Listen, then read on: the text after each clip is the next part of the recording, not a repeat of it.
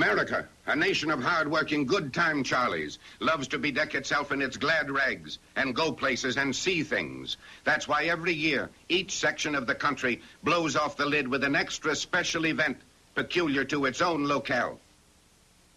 In New Orleans, it's the colorful annual Mardi Gras. In Indianapolis, it's the death-defying 500-mile auto race. New York City goes plumb daffy with its famous New Year's Eve celebration.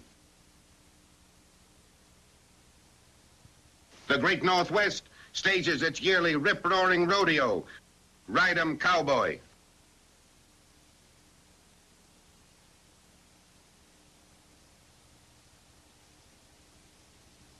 Atlantic City goes girl crazy as the nation's cuties annually seek the crown of Miss America. And in Hollywood, funny, sunny Hollywood, how do the well-advertised denizens of that glamorous flagstop blow off steam? Here's the answer in precisely 3 words. Yes, sir, it's Hollywood's night to howl as an important new film is unveiled for the first time. Come along with us backstage, Mr. and Mrs. America. Let's see how these famous nights are created and what makes them tick.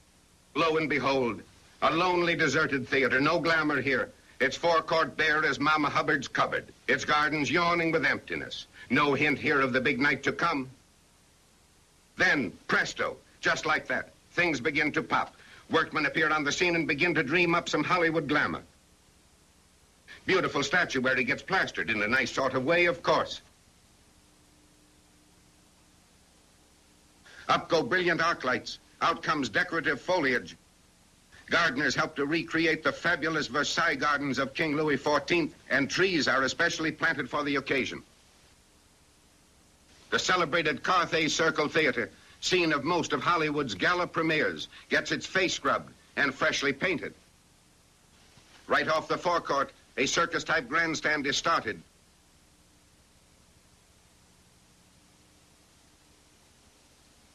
Things happen fast in Hollywood, and before you can say Jack Robinson, they're completed.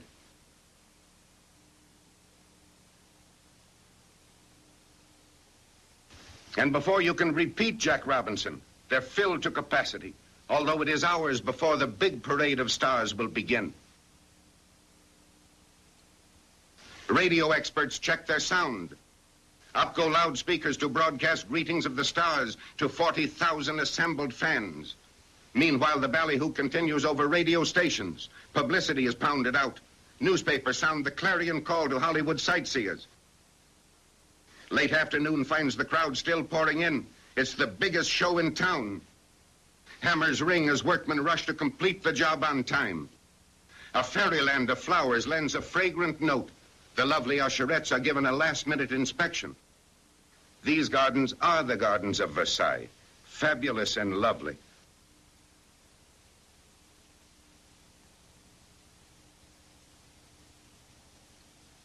And the ill-fated queen, reposing serenely upon her pedestal, seems to survey this modern scene with complete approval. So what started as a forsaken theater a scant few hours ago will soon mushroom into a veritable whirlpool of activity.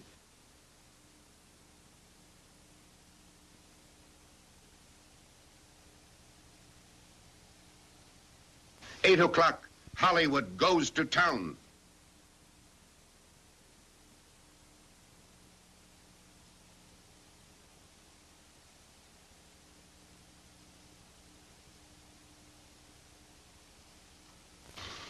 Lights flash, cameras click, music rings out. Action aplenty and fans, thousands of fans from all parts of the country. For this is California in summertime, the tourist season. Were you there by any chance?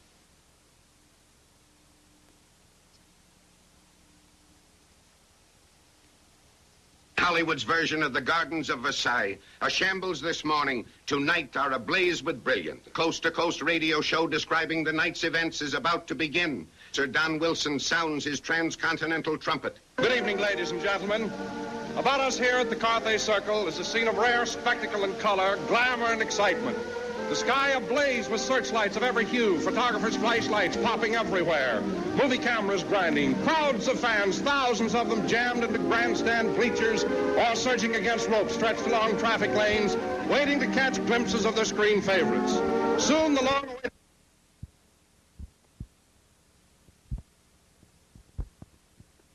for nearly 4 years will at last reach the screen. The fashionable crowd begins to arrive as JUdy Garland and Freddie Bartholmew sign the guest register. Una Merkel stags it. So does handsome Fernand Gravet. But not John Barrymore. That's Elaine Berry, his wife. Florence Rice, escorted by 8 round sounds a resounding cheer for the co-stars of tonight's premiere, Norma Shearer and Tyrone Power.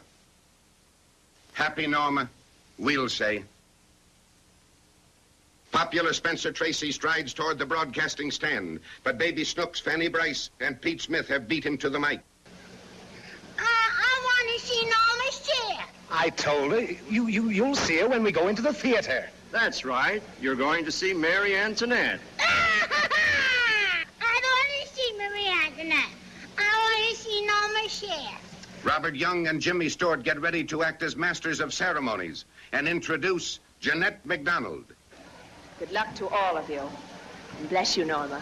Still, the stars arrive, the most glittering parade in history.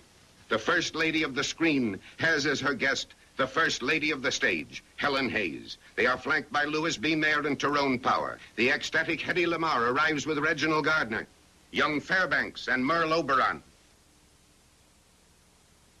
Paul and Mrs. Mooney, Mr. and Mrs. Charles Boy, with director Clarence Brown, Jack Benny and Mary Livingston. Hi, you buck. Claudette Colbert in a striking gown. That's Simone Simone, or is it Simone Simone? Virginia Bruce and hubby Walter Rubin. Mr. and Mrs. Robert Montgomery.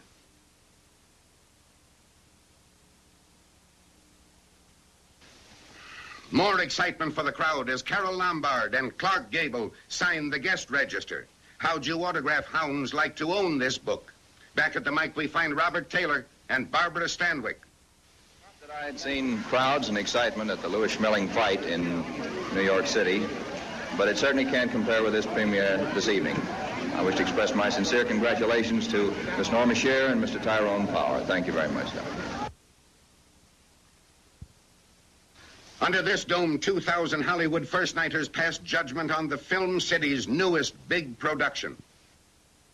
Meanwhile, at the entrance of the gardens is tonight's real heroine, the royal bad girl, proud this moment as she was in her own age. The clock moves on. The show is over. The lights dim down. Hollywood again has gone to town.